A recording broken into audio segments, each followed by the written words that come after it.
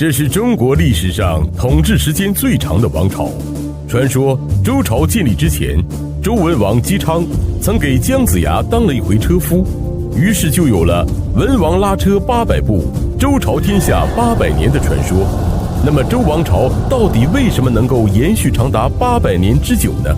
在这近800年的时间里，到底都发生了什么呢？今天就让我们一口气盘懂周朝历史。要想彻底看懂周朝史，首先我们要明白一个概念，历史上一个时期能够被称为朝，就代表它是当时中华大地上唯一的一个合法政权。即使到了春秋战国时期，各路诸侯闹得天下大乱，落魄的周天子也是唯一的天下共主。因此历史上将周朝又分为西周和东周2个时期，分水岭也就是我们耳熟能详的烽火戏诸侯的周幽王了。而东周的历史又可以被分为春秋时期和秦灭周之前的战国时期。想要了解其中的故事，我们还得从头说起。从公元前1046年，周武王于牧野之战以少胜多，击败商纣王，建立周朝开始，到公元前256年，周赧王病逝，周被秦所灭为止。周朝一共传国君32代，共37王，享国共计790年。周王朝刚刚建立之初，天下的开发范围还仅仅只是黄河沿岸的中原地区。于是周武王用一纸空文大封天下诸侯，让他们心甘情愿地为自己开发那些蛮荒之地。看似皇恩浩荡，实则堪比天下第一阳谋。你以为这以后周王朝就可以顺顺当当的发展了吗？事实上，周武王在建国之后仅仅过了3年就挂了。公元前1043年，年幼的周成王继位，因为当时的周成王还是个小屁孩，所以只能由周武王的弟弟周公姬旦主政。但这就引起了周武王其余的3个弟弟管叔、蔡叔和霍叔的强烈不满。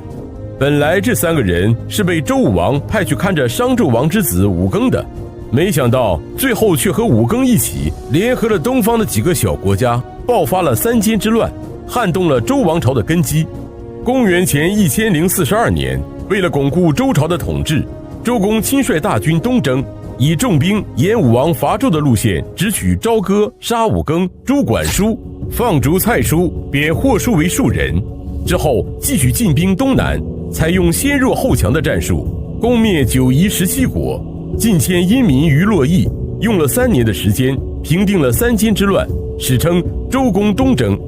到了公元前1039年，为了更好地掌控东方，周朝在河南境内营建了东都洛邑，作为周朝在东方的统治中心。水以东由殷地移民居住，殷8师驻守；水以西为王城，作为诸侯的朝会之地。公元前1021年，周康王继位，延续了父亲周成王时期的国策，政治上赈济贫困百姓，授田于民，民德甚伐，致使西周在成康2王时期政局稳定，人民和睦，四方外族来朝，天下安定，行距40余年未动，史称成康之治。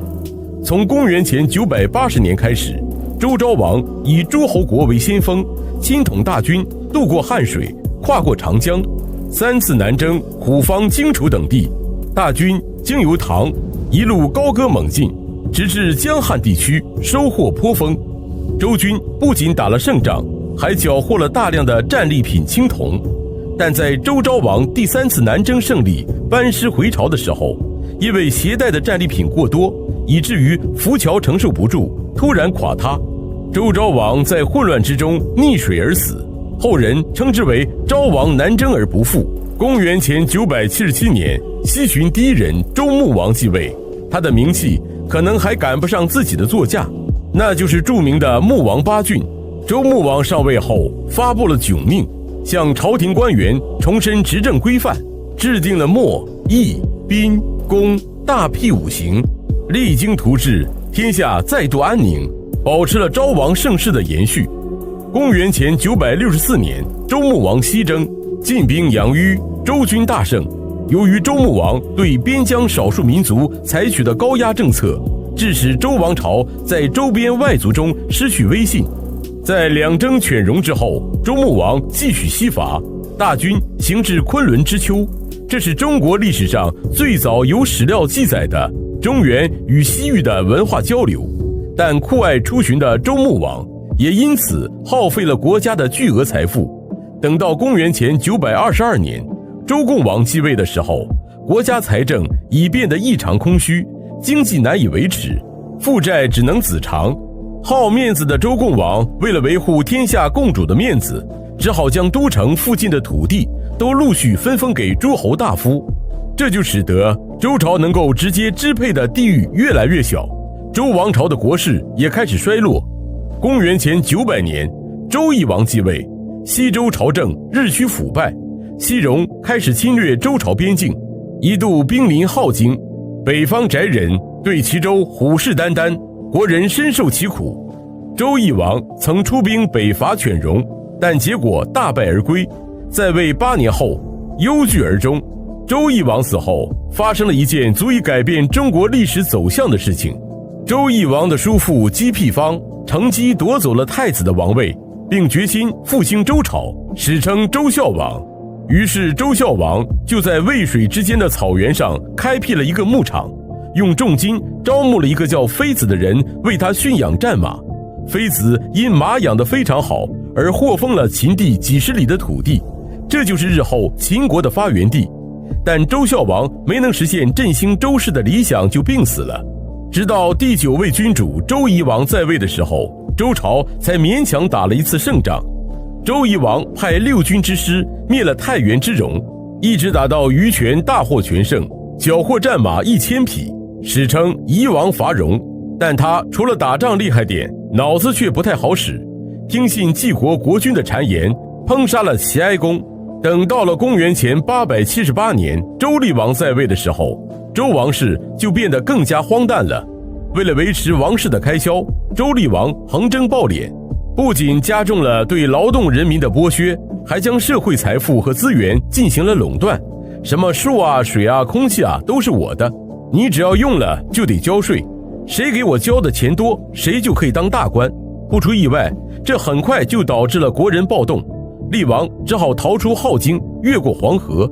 逃到周朝的边境治，朝中变成了共和行政。14年后，周厉王死于治。等到了公元前827年，西周的第11代君主周宣王姬靖继位时，在政治上任用贤臣辅佐朝政，在军事上借助诸侯之力，多次对外用兵，使周王朝一度呈现四方既平、亡国数定的局面，史称宣王中兴。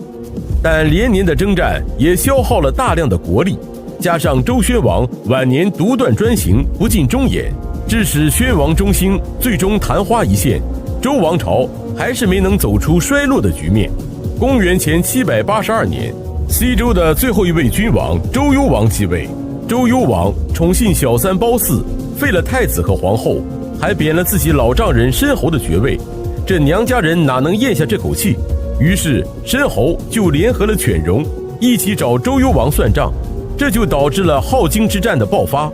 但因周幽王曾为博美人褒姒一笑，烽火戏诸侯，导致犬戎入侵后无人前来擒王，犬戎和申侯联军一路长驱直入，直达镐京。西周6军共计75000人，被犬戎和申侯联军击溃，全军覆没。周幽王也被捕杀于细水之上，诸侯只好拥立前任太子季宜臼继位，是为周平王，建立东周。喜欢的小伙伴请点击加关注，下期带你了解春秋全过程。